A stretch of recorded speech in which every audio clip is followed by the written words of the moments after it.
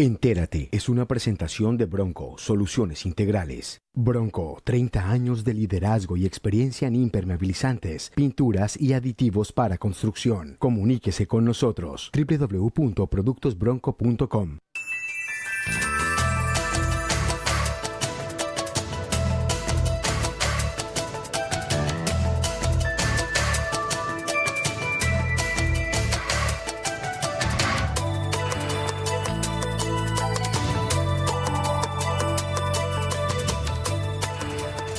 Es muy grato estar de nuevo con ustedes para analizar el fenómeno de las pasadas elecciones al Congreso de Colombia, surtidas el domingo anterior, con dos invitados muy especiales. Mauricio Vargas, a mi derecha, el director de la revista Semana, columnista del diario El Tiempo, y una persona que ha dedicado toda su vida al análisis de los temas públicos y de la política, por supuesto, y al periodismo. Aurelio Suárez es columnista también, es comentarista y polemista de la cadena Blue de radio y fue candidato del Polo a la alcaldía de la ciudad de Bogotá. Él es ingeniero industrial con estudios complementarios en economía. ¿Cómo la vio, Mauricio?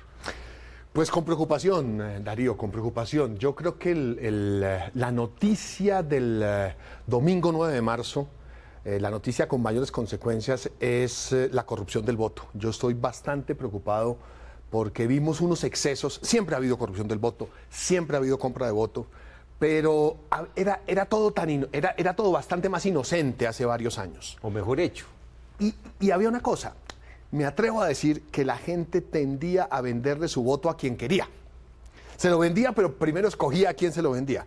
Hoy estamos asistiendo... Al mejor postor. Y no solo eso, sino a que hay mucho más fraude después del depósito del voto en la urna, o sea, después de cerradas las votaciones, que lo que pudiéramos llamar el fraude de compra. Lo que estamos viendo, y las denuncias se multiplican por todos lados, es una gran diferencia. Cada vez que abren una mesa, existe un altísimo riesgo del 30 o del 40% de que lo que la bolsa que contiene los votos, ya después de desocupada la mesa, la urna, de que esa bolsa no coincida con lo que dice el formulario E14, que es el que debe reflejar justamente eso. Y no coincide en unos casos, algunas de las denuncias que yo he visto en departamentos de la costa, pero también mucho en Bogotá, ojo, que hablamos de la costa, pero lo de Bogotá se ha deteriorado terriblemente, que es un tema de formularios E14 donde prácticamente se sobrepasa el número de inscritos en la mesa, lo cual debería anular la mesa automáticamente. ¿Pero qué es el formulario E14 para que la gente entienda? El formulario E14 es el formulario que los jurados hacen simplemente diciendo cuántos votos sacó cada candidato, según la distinta elección que hay. Es decir, es el informe que los jurados de la mesa le envían. Y es lo que nosotros los periodistas el domingo usamos como información, porque cada mesa reporta a la registraduría local y ella a la nacional qué quedó en el E14. Y los escrutinios, y en eso la gente no se debe equivocar, cuando se inician los escrutinios, es decir, el recuento oficial y definitivo, se hace con base en el E14, no con los votos que van anexos a ese formulario y que van en una bolsa. ¿Por qué? Porque es imposible recontar todo. Entonces, lo que estamos viendo ahora son solicitudes en Bolívar. En Cartagena pasaron cosas gravísimas, diferencias que pueden cambiar uno y hasta dos senados solo en Cartagena. No hablemos de Córdoba, no hablemos de Soledad en el Atlántico y no hablemos de Bogotá, donde, repito, lo de Bogotá se ha deteriorado terriblemente, que es muy grave que la capital esté pasando eso. Muchos casos en que lo que vemos es eso, un cambio fundamental entre el voto expresado en la urna y el formulario 14. Para mí la noticia, lamentablemente para Colombia, es cómo se ha podrido el sistema electoral, particularmente Pero entonces la corrupción está en la registraduría, en los funcionarios, en los jurados. ¿En dónde se hace la trampa? En varios pasos. Primero tenemos un fenómeno de compra de votos, que es significativo, creciente. Y que es anterior a la elección. Y que es anterior a la elección. Estamos hablando de personas que para conseguir una curul de Senado invirtieron 20.000 millones de pesos. ¿Cómo los van a sacar? ¿De dónde los van a sacar? ¿De dónde los van a recuperar? Con corrupción, con negocios. No puede ser sino con eso. Segundo, esa diferencia que se da entre el voto depositado en la urna y el formulario de 14. Y ahora vienen los demás pleitos, que ya son los pleitos de escrutinio. Pero yo diría que lo grueso está concentrado en esos dos pasos dramáticos y muy dañinos para el sistema electoral. ¿Aurelio la ve de la misma manera o qué visión tiene, qué lectura y para dónde va este Congreso? Yo coincido con Mauricio en la descripción de todo el fenómeno, pero quisiera señalar un elemento adicional. es que era previsible. Yo voy a hacer un recuento de antecedentes que mostraban que esto que pasó estaba, digamos, en la crónica de una corrupción anunciada por hacer la figura. Mire, Darío, hay un candidato en el Magdalena que, no sé si se lo ha elegido, Vives Lacutir, que el hermano... No, en la parapolítica, el hermano estuvo en la parapolítica. Cuando el hermano lo detiene y le hacen la indagatoria, él dice una frase que se volvió famosa en Colombia, dijo, el 50% de las elecciones se ganan en la registraduría. O sea que este es un sistema bastante viciado. Pero, si a eso usted le agrega una denuncia que yo creo que es cierta, 3,5 billones de pesos en mermelada, o sea, ya se conocía cómo iban a aceitar las maquinarias para el día electoral. Si eso se agrega a una serie de modificaciones, Mauricio estaba señalando algo que es importante, el famoso formulario E14, que esta vez va a coincidir menos el E14 con las bolsas por esto. Resulta que en estas elecciones hubo una novedad, y es que los jurados llenaban el E14 y lo llevan para que se escanee en un computador o en un sistema de escáner para mandarlo a la registraduría, como explicó Mauricio. Pero resulta que eso antes se hacía y se colocaba una cinta para que no se pudieran modificar los números. Ahora la cinta ya no se pone. Sí, claro, ya no se pone la cinta, que porque supuestamente no sale en el escáner, entonces el jurado sale con el formulario 14 a hacer, pues si lo llenó a lápiz, ni hablemos la dicha. Claro, la corrupción ha corrido, Aurelio, todo por parte de todos los grupos políticos, sí, unos más que en otros, ¿no? Sí, pero fíjese una cosa, yo voy a dar nombres propios porque creo que esto tiene nombres propios. A mí me llama la atención que un senador, el senador Musa Besaile de Córdoba, que saca la segunda votación en Colombia después de Jorge Enrique Robledo, saca 150.000 votos, números redondos. Y yo me puse a buscar en los anales del Congreso si era que era un gran orador, si había presentado muchas leyes, era el campeón de los debates de control político. No ha abierto la boca en 4 años. Es que eso sí ya es absolutamente el colmo de los colmos, ¿cierto? Y lo que más me preocupa es que la empresa electoral del presidente Santos esté montada en eso. Eso sí me parece de una preocupación muy grave, porque yo diría que lo más grave no es lo que ha pasado, lo más grave es lo que va a pasar, porque es en este chasis que elegimos ahorita el 9 de marzo, en el que se va a montar la reelección presidencial. Válgame Dios lo que va a pasar en Colombia. Bueno, pero ya también ya se sabe qué va a pasar, y es que habrá segunda vuelta, Mauricio, para la presidencia. Yo pensaría que sí, de todas maneras, aunque digamos, a plata de hoy, a plata de esta semana post-elección parlamentaria, no hay ninguna alternativa fuerte al presidente Santos. Yo creo que puede surgir Peñalosa. Peñalosa sacó él solo 1 millón de votos, más lo que sacó la Alianza Verde. Yo no creo que él vaya a reunir el 1.800.000 de la Alianza Verde. Se le van a sumar algunos de los que no votaron por él, eventualmente los que votaron por Sudarsky, menos por Camilo Romero, pero también creo que le pueden llegar otros votos de otros sectores políticos. Creo que en todo caso, pues... o sea, matemáticamente hoy realmente vamos a segunda vuelta. Vamos a tener unos 4 candidatos alternativos que se van a mover entre el 7, el 8, el 12, el 10, el 12, y ya todo eso sumado, más un voto en blanco, que yo creo que va a estar efectivo. Está una intención de voto del 30% que no se va a dar, pero efectivo yo no creo que 15, baje. 20.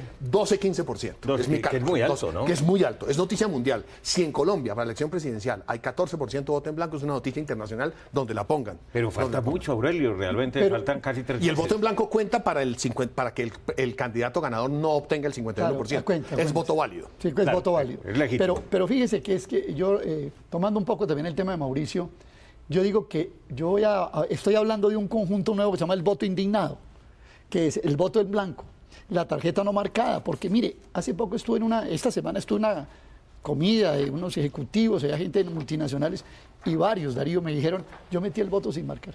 Porque pensaban que eso era en blanco. No, y porque la definición original de voto en blanco es que se iba en blanco sin ninguna marca, no tenía que haber casilla del voto en blanco. Y mire, cuando ustedes y las distintas cadenas empezaron a transmitir, que transmiten en la mesa, que en la mesa tal, y diga ya cuánto va.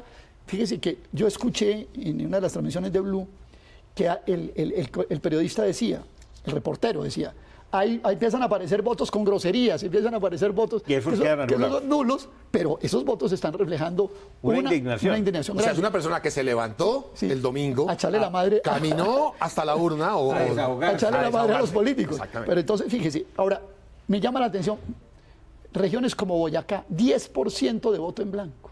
Entonces yo también refleja también la molestia que hay. Claro, todo lo que ha pasado. Hay una molestia en el país. Entonces, esto se volvió el voto comprado contra el voto indignado, y en la mitad del camino unos candidatos alternativos haciendo cosas. El más exitoso de eso, pues seguramente Jorge Enrique Robledo, eso lo sabemos, por sus debates, por todo su proceso, por su trayectoria, etcétera, etcétera. Pero la política no se está moviendo. Pero pongámosle porcentajes a esto, Aurelio. A ver, esos votos indignados, ¿a qué porcentaje cree usted que pueden llegar en la primera vuelta? Si contamos, bueno, digamos otra cosa, Darío. Yo estuve hablando con la gente de la misión de la OEA. Tuve la oportunidad de hablar con ellos, muy preocupados con la abstención. Claro. Que ese es otro universo. Pasamos del 55%, que es lo que se llama la abstención estructural. ¿Sí? Pasamos de la abstención estructural. Aunque en Estados Unidos es del 60%, también digamos lo que eso no es un fenómeno exclusivamente nacional para poder emitir un juicio serio. Pero yo diría que ese gran voto de inconformidad puede llegar a extenderse incluso por encima de niveles del 15%. Del 15%. En una elección presidencial. Peñalosa, ¿usted qué le calcula en la primera vuelta? Bueno, mire, yo sobre Peñalosa tengo una lectura un poco diferente. La primera discusión con lo de Peñalosa es que había que ofrecer la tarjeta verde o no había que ofrecer la tarjeta verde. Ahí fue el primer enredo, porque unos jurados lo ofrecían. Yo voto en una mesa en Chapinero y entonces ahí le ofrecían a uno, ¿quiere votar la consulta verde? Entonces, pues mucha gente cogía, pues los que estamos en política. Pues, si puedo opinar, yo opino. ¿Cierto? Esas consultas son muy abiertas. Sí. Pero yo digamos que lo de Peñalosa está por verse. Peñalosa tiene la fama de ser bien ganada, de un buen administrador, dicen. Y un mal político. Sobre todo un pésimo candidato. Es así, es seguro, y un pésimo candidato. Sí. Entonces, depende de los pasos que dé Peñalosa. Sí. Por ejemplo, ¿qué vicepresidente va a escoger? Sí. ¿Cuáles son los temas sensibles que va a tocar? ¿En qué énfasis? Él está hablando mucho del urbano, no olvidar lo rural. 1 de cada 4 colombianos vive en el campo. Entonces, yo diría que lo de Peñalosa, hay una expectativa. Vamos a ver qué es lo que juega. ¿Y por qué Zuluaga nunca despegó? Yo creo que no despegó porque a mí me parece que el Uribe cometió un gravísimo error, que fue elegir un candidato en convención. Mire, las consultas populares demostraron en 2010 que elevan la votación parlamentaria del grupo que está haciendo la consulta. Claro. Si no hubiera sido por la consulta, y eso que esta fue una consulta no muy peleada, pero ¿cuánto voto no arrastró esa? Y hace 4 años, lo que fue la confrontación Mocus Peñalosa-Garzón. No, y la de 2006, Carlos Gaviria Navarro. Claro, también muchísimo. Claro, exactamente. Aquí, al uribismo le faltó eso. Claro, uno entiende que al expresidente Uribe le daba miedo que ganara Pacho Santos. Designado a dedo. Claro, pero además yo creo que les daba miedo que les ganara Pacho Santos. Que les iba a ganar Pacho Santos. Y les iba a ganar Pacho Santos. Entonces, y yo también entiendo una preocupación, pero no comparto digamos, lo que hicieron, porque me pareció un error de inteligencia política. Pero yo sí creo que era muy dañino para la democracia colombiana dos primos hermanos, como si no hubiera dos primos hermanos insultándose, que era lo que iba a pasar. Como si fuéramos Tanganica, pues. Pero eso es otra cosa. Ahora, hay un tema que a mí me preocupa enormemente, y yo no soy una persona de izquierda, creo que sobra decirlo, pero me preocupa que no haya una izquierda fuerte en Colombia. Por eso lo sentí a mi derecha. Pero estoy a la izquierda de los televidentes. Me preocupa muchísimo que en Colombia no haya una izquierda fuerte. Creo que el Polo se había convertido en un partido que prometía, por ser una opción abierta, por ser una opción que recibía un espectro de izquierda mucho más amplio que lo que había sido tradicional, digamos, de la palabra peyorativa para el viejo Partido Comunista de Mamertos. Digamos, el Polo había logrado abrir ese espectro. Tuvo esa votación muy importante de Garzón antes, luego la de Carlos Gaviria. No, y la de Samuel Moreno. Y la propia Samuel Moreno. Y bueno, pasaron las cosas que han pasado y lo demás, pero aún así me parece que, claro, en medio de este tema de la mermelada, los partidos que no están en el gobierno sufren enormemente, porque es que para poder, ni siquiera hablemos de para poder organizar y poner buses o lo que sea, no, para poder tener testigos en cada mesa. Claro. Eso requiere un aparato que es costoso económicamente. Entonces, claro, si el Polo, por decir algo, no tiene un jurado en cada mesa, pues en esa mesa donde no haya un testigo del Polo, pues le tachan los votos. En teoría. Le podría, pero digamos. Es vulnerable. Es un flanco vulnerable. Y la prueba es que las fortalezas las han tenido en ese campo de la diferencia entre la bolsa y el E14, los partidos con mermelada, porque son los que tienen presupuesto para eso. Y ya regresamos en Caracol Internacional, en Entérate, para continuar este análisis de la realidad política y lo que se viene en el inmediato futuro para la primera vuelta presidencial.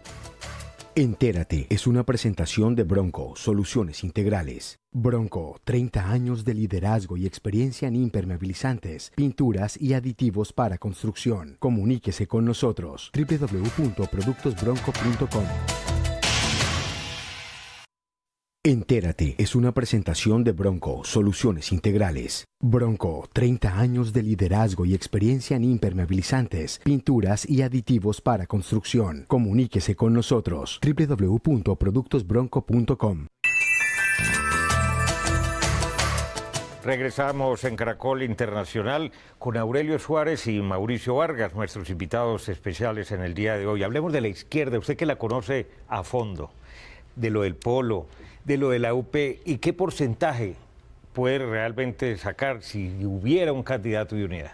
Bueno, mire, Darío, retomando también el análisis que se hace sobre la izquierda se volvió un genérico. Eso ahora se volvió como una cosa de marca que se la pone ahí todo el que quiere. En estos días vi un artículo de Vicente de Rú diciendo que Peñalosa tenía un ventrículo izquierdo. Entonces, pues, aquí todo el que quise cualquier cosa lo vuelve de izquierda. O sea, pero digamos que lo que yo sí creo que es importante señalar es esto. Yo creo que el Polo, que sin duda es el partido más importante de lo que es la izquierda, o puede llamarse la izquierda democrática en Colombia, está en un proceso de reinstitucionalización. Eso yo creo que hay que mirarlo. ¿Cuántos analistas no daban un peso por el umbral del Polo? Bueno, el Polo lo pasó, tuvo votaciones muy importantes, como la de Germán Navas en Bogotá, que tuvo la votación por Cámara más alta en Bogotá, a pesar de lo de Bogotá. Entonces, creo que ahí hay unas cosas positivas para ver, sin dejar de desconocer las lesiones que ha podido tener. Ahora, yo sí quisiera que la candidatura de izquierda, que aparece como más emblemática, que es la de Clara López, tuviera un espectro mucho mayor de convergencia a sectores nuevos que en la sociedad pueden ser atraídos, no digamos por ideas de izquierda. Que le diera continuidad al espíritu original del Polo, digamos. Claro, a ese espíritu que ha tenido el Polo de amplitud. Y le puedes dar respuesta a inquietudes que hay sectores nuevos que se están planteando frente a Colombia. Por ejemplo, los industriales nacionales están planteándose cosas frente al país. Yo creo que el Polo puede responderle allí. Sectores agrarios, sectores rurales muy importantes. El Polo tiene que dar una respuesta. Si el Polo traza una estrategia que va desde sus candidaturas hasta su programa para responder a esos sectores, puede constituir una mayoría importante para pelear. Si el Polo se encierra en una convergencia más limitada de solo lo que llamamos la izquierdosidad, creo que él mismo se encarga de poner su techo y entonces va a ser un jugador... Una concha, ¿no? Una concha, y va a ser un jugador un poco marginal. Esa es la lectura que yo tengo sobre lo que pueda pasar con la candidatura presidencial de Clara López, pues que sin duda es la más notoria y la más relevante, digamos, en ese Déjeme agregarle, Darío, una cosa a ese tema, y reitero que a mí me parece que la democracia colombiana está urgida de una izquierda política más fuerte. Seria, sólida. Y hay gente muy seria. Yo, es decir, cada vez que hablamos de izquierda seria, inmediatamente mencionamos al senador Robledo. No es el único caso, pero digamos es emblemático de seriedad y de trabajo. Ahora, me parece que la polarización Santos-Uribe, yo me atreví a decirlo hace como año y medio en una columna, y creo que tuvimos ocasión con Aurelio y con Robledo de comentarlo, podía moler a la izquierda. Podían pasar dos cosas: o esa polarización asustaba tanto que se abría un espacio diferente donde la izquierda podía aprovechar, y eso no pasó. Entre Uribe y Santos se comieron el debate político, se lo tragaron. Y aparte de la izquierda le pasó, y el propio Robledo lo ha dicho varias veces, que se tuvo de alguna manera... Que asumió una posición condescendiente con el gobierno de Santos porque estaba adelantando un proceso de paz, porque está adelantando un proceso de paz. Entonces, que Robledo fue crítico en eso, y Robledo siempre decía, pero ¿qué es este cuento de Santos y Uribe si son más o menos lo mismo? Sí, claro. Entonces, esa polarización de dos personas que finalmente, ideológicamente, se parecen mucho, claro, más allá de unas diferencias de temperamento, de persona, odios personales, todo lo que ha pasado, ¿sí? Egos, todo lo que uno quiera, y equivocaciones de lado y lado. Ahora, lo cierto es que sí lograron concentrar el voto alrededor de una u otra opción, y eso molió a las otras alternativas. Bueno, y está ignorando usted todavía el tema de Marta Lucía Ramírez, que aunque es de la candidata del Partido Conservador en una convención que está demandada y muy cuestionada, de todas maneras, de los 19 senadores conservadores que fueron elegidos, 15, 16 están con Santos. Claro, están con Santos, pero están haciéndose los están valorizando sus acciones. Sí, porque es que a ellos lo que les sirve es no irse a apoyar a Santos ahora, sino negociar con él el 7 de agosto. Es que yo creo que al final, cuando estamos hablando de todos esos que se negocian, se valorizan, yo retomo una frase famosa de Roberto Gerlain: aquí gana siempre es el partido del presupuesto. Sí. Entonces, en Colombia lo que predomina es el partido del presupuesto. Entonces, el que esté ahí es el que lo maneja. Por eso, unos están ahí. Por ejemplo, el Partido Liberal no tiene más juego porque es de Santos y todo. Pero los que llegan para adherir al partido del presupuesto, hay que darle más presupuesto para que entre al partido del presupuesto. Eso puede ser un juego de palabras, pero yo creo que se me entiende cuál es la idea que hay aquí. Ahora, entonces, pero Marta Lucía, ¿llegará a qué? Bueno, primero hay que ver qué pasa en el Consejo Nacional Electoral. Yo espero que los partidos de la Unidad Nacional, que hacen una amplia mayoría y dominan el Consejo Electoral, no cometan la torpeza. Parece que no se van a pronunciar para dejar sobre el tema de la un rato raro. Me parece que Roberto Gellein envió en sus declaraciones a los distintos medios que ustedes representan en la radio matinal, dio declaraciones muy claras en el sentido de que él no acompañaba la demanda. Dijo, yo nunca he estado de acuerdo con que las diferencias políticas se resuelvan en instancias jurídicas. En los escritorios jurídicos, eso no debe ser así. Sí, tal. Así Es una señal del más santista de todos, si se quiere. Es una señal, es un guiño diciendo, hombre, déjela correr y hablemos en agosto. Supongamos que se pronuncia a favor de la convención o no se pronuncia, deja las porque, cosas ojo, de Darío, sin el Partido Conservador, la Unidad Nacional es minoritaria en el Senado. Claro. Tiene 48 senadores de 102. Es más, tiene que completar con el PIN. Sí. O sea, si usted quiere asegurar, y hay algo que es importante. No, poniéndose un pin en la nariz. No, el PIN lo van a tratar como lo han tratado desde hace rato. Sí, con vergüenza. De día no lo reconocen y de noche. La famosa cuenta la querida. Es una moza, es como una moza. Una querida, correcto. Una querida. Pero ojo con esta otra cosa que también es importante. Esas mayorías, por ejemplo, para leyes que requieran mayorías calificadas, se van a volver, mejor dicho, de una dificultad costosa. Sin embargo, yo también veo algo que me llama la atención, tratando de pasar un poquitico al lindero de la Alianza Verde. Si usted mira la composición de los 5 senadores de la Alianza Verde, esos senadores de la Alianza Verde no son totalmente enemigos de Santos. O sea, Iván Name no es santista.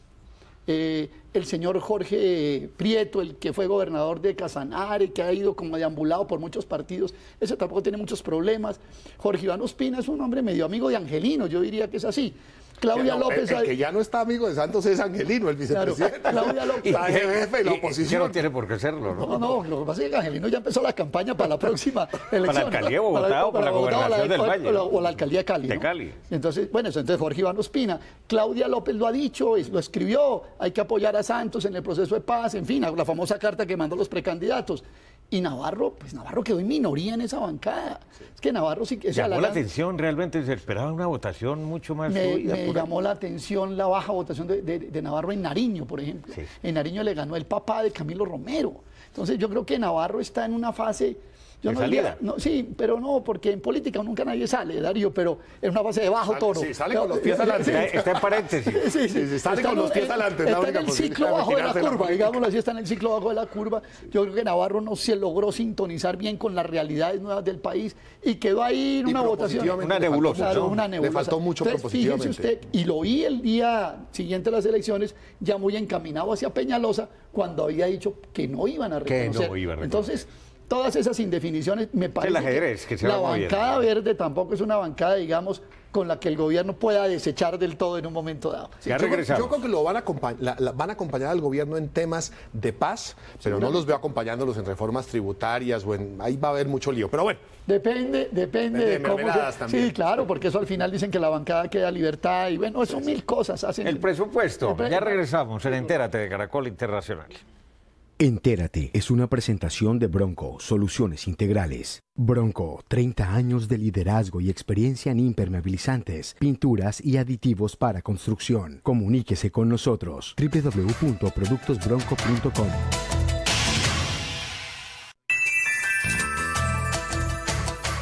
Último segmento en Entérate de Caracol Internacional. La gran pregunta, a ver, Aurelio. ¿Habrá presidente Santos reelegido en la primera vuelta? Las matemáticas hoy no dan eso. ¿Para Mauricio? Coincido plenamente con Aurelio. ¿Pero Santos es el presidente de Colombia en segunda vuelta? En segunda vuelta no tengo ninguna duda. ¿Usted, Aurelio? Lo único que lo podría parar era que hubiera un voto en blanco en primera vuelta, tal que hiciera que se cambiaran candidatos. Pero con el deseo. Correcto. No, con el deseo no. Con una hipótesis, digamos, de muy poca probabilidad, pero que podía ser. Lo cual quiere decir que sí va para segunda vuelta. Y en segunda vuelta gana sin duda. Claro. Gana sin duda. Este nuevo gobierno de Santos, suponiendo que es reelegido, ¿será distinto o será más de lo mismo? en todo caso le va a quedar muy de para arriba. O sea, no va a tener... Si en la última legislatura en el Congreso, con 85% del Congreso de su lado, no logró pasar una sola ley de las importantes, de las que el gobierno definió como importantes en agosto. Pensiones. No logró pasar ninguna. Imagínese cuando no tenga esas mayorías. Pero tiene la paz de por medio y si firma la paz, la torta se le puede cambiar. Yo tengo sobre eso la siguiente tesis. La fiesta, todos saludaremos, y yo soy el primero en hacerlo y lo he venido diciendo, que ese proceso salga adelante y que haya un acuerdo. Y que posiblemente saldrá. Y seguramente, yo digo más que posible, seguramente saldrá adelante. Ahora, aterrizar esos acuerdos en la realidad, ahí ya se acaba la luna de miel y empieza el matrimonio de verdad. Ahí empieza el matrimonio de verdad. Pero yo lo que en general puedo decir es al gobierno de Santos, a Santos el segundo mandato le va a resultar, como es obvio que sea, muchísimo más difícil que el primero. Como a Uribe. Como a Uribe. Ahora, le voy a decir una cosa. En el siglo XX, todos los presidentes que fueron reelegidos inmediata o mediatamente, o sea, con periodo intermedio, se cayeron en el segundo gobierno. Reyes ni siquiera logró empezar el segundo, digámoslo así. Iba caminando hacia un segundo gobierno y no alcanzó, se cayó antes. Alfonso López Pumarejo no terminó el segundo. Claro, terminó el segundo. Y Rojas Pinilla, que se nos olvida que se hizo reelegir por la Asamblea Constituyente y no terminó ese segundo. Pero bueno, ahí está la llanta repuesto, Germán Vargas. Pero yo creo que Vargas tomó una decisión, fue atar su suerte a la suerte de Santos. Eso está atado. O sea que usted no puede mañana... Angelinos no hay sino uno, ¿no? Sí, que puedan jugar como por fuera de la pareja, no. Yo creo que esta es una pareja que además se ha consolidado, se ha presentado como pareja. Es que además también, fíjese, cuando usted presenta a Santos y Angelino, ¿qué es lo que dice la gente? Bueno, aquí hay un señor del establecimiento y este otro que es como alternativo, pero entonces ahí hay un juego. Se parece a Clinton Gore. Claro. Los dos eran del sur, los dos eran moderados demócratas, no eran de la izquierda, eran muy parecidos. Entonces son muy pegados, entonces ahí Vargas Lleras... Diferencias grandes de temperamento y liderazgo, pero eso es otra cosa. Pero está acabando el tiempo, pero yo quiero tratar finalmente el tema del alcalde de Bogotá, Gustavo Petro. Si hubiera revocatoria el próximo 6 de abril, como está convocada, porque hasta el momento no ha habido un pronunciamiento final del Consejo de Estado, se espera para la próxima semana, ¿usted cree que lo revocarían? Si el alcalde se pone a jugar al no, puede perder. Yo del alcalde me abstendría. Yo he recomendado la abstención. Yo estoy con la abstención. A mí no me gustan las revocatorias. Yo le aconsejaría al alcalde, absténgase, pero si el alcalde se pone a torear que el no y que no sé qué y empieza a sacar la curva de las encuestas es mala para el alcalde. Supera la umbral. La curva de las encuestas es mala para el alcalde en eso, frente a la popularidad de diciembre, que fue un momento... Que fue más por razones de solidaridad, por exactamente, porque en general a la gente no le gustan las revocatorias. No solamente, Aurelio, en general a los colombianos no les gusta que se caigan los mandatarios, ni que renuncien antes de tiempo, ni nada de eso. Ahora, yo le voy a decir lo que yo creo que el presidente Santos quisiera. El presidente Santos no quiere que haya votación de revocatoria. Quiere que se consolide la destitución, pero no todavía, para que no le toque hacer elecciones. Porque si el 30 de junio no se han surtido todos los pasos, ya no es elecciones, sino que el próximo alcalde es nombrado a dedo por el presidente.